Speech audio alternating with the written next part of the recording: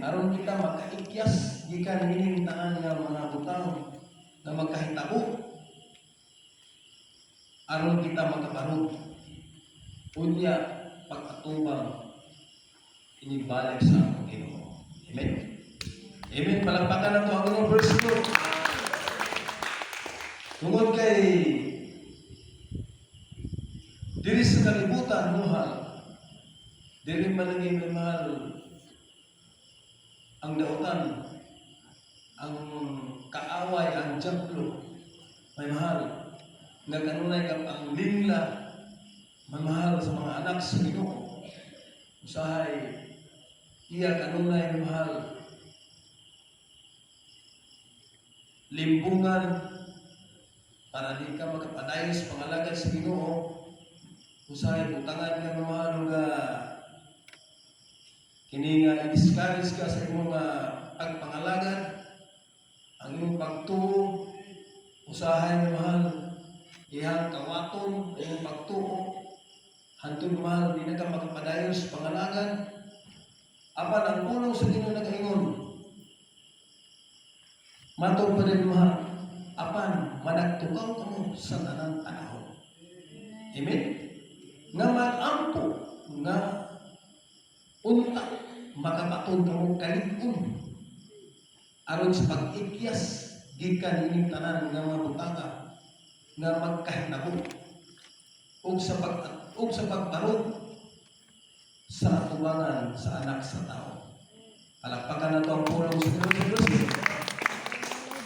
Kung sa mga nagpaghitabo naman sa atong panahon karon naman, makita niyo naman sa mga uban ng mga naso, baysunan magtingala ka, grabe mahal ang mga ilang kalibog, may mahal ang ilang mga naingon dito baysunan, ang mga nasod, mga libog sila.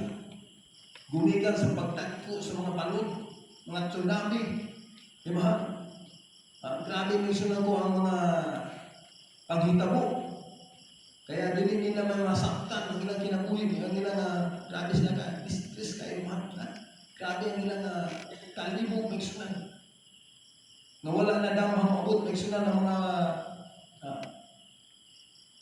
karisdanan, ang mga trahedya, mahal, lalo na hitabo sila nga dapat.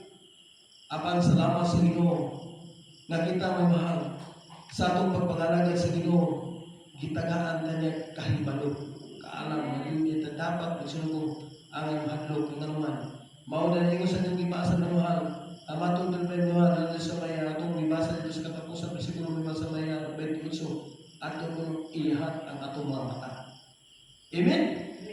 Amen ba sa Lord? Ha? Kung magkahitabo, kini mga butanga. Tungod, mahitabo, kini mga butanga. Iyahat ninyo ang inyong mga mata. O ihangat ninyo ang inyong mga ulo. Kaya ang inyong kaluwasan nagkanulan.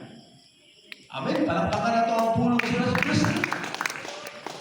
Kini niya kanunay na ito mahal pagpangalagad sa Ginoo nga naadaghay mga alantuso, mahal. Daghan sa mga kalisdanan, usahay, duawon sa balatian, problema, naman, bunay, usahay, gamito sa kaaway, usahay, naman, binanggungkod ka mahal sa mga problema, binanggungkod ka mahal sa balatian, sa mga kalisod ng kalibutan, mahal, apan ang pulong sa Ginoo, dili niya kung ganang maglungkad, adun na niya kung na limitasyon. Amen? Basta sa Lord. Palakpakan na ito ang Ginoo sa Kristo. Ang importante nga mahal, kaya sa itong pagpangalagad sa Ginoo, naanangin kanunay ang atong kahadlok. Diya sa pagpangalagad sa Ginoo. Amen? Amen? Dili Ginoo na hadlok ka, mahal kay na ay mga mabot mga kalisdanan, kundi mahadlok ka may sundo nga magkasala ka, diya atong mga sa Ginoo. Amen? Amen? Basta sa Lord. Pakibasa dito sa Maya. Proverbio. Dito sa Proverbio 9:10 na nangingon. Ang paghahadlok sa Ginoo maoy sinugdan sa kaalam, ug ang kahibalo may atong balaan mao ang pagsabot.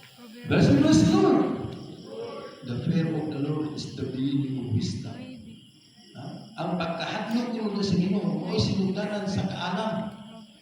Amen. Amen. Naghahatag kaalam sa Ginoo, naghahatag wisdom kung sa may mga mahitabo. Di sa kalibutan, mahal. Daghay mga limla sa kaaway para mapitik, mahal.